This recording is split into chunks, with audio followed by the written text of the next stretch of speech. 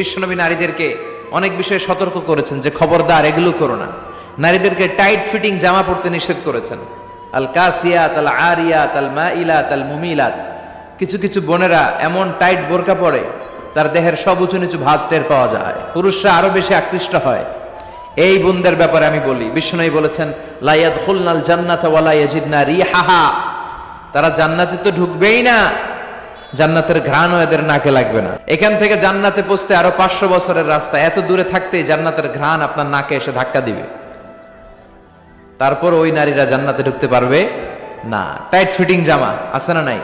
এখন বোরকার মধ্যে অনেক ডিজাইন, ইদানি এদিকে কিছু ডিজাইন করে পরে, এদিকে করো না, এদিকে করো না, এদিকে করো না, বুঝবা না এই জায়গায় এগুলো করে। তো এগুলো করলে তার পর্দার চেয়ে তার সৌন্দর্যের প্রকাশ আরো বেশি হয়ে যায়।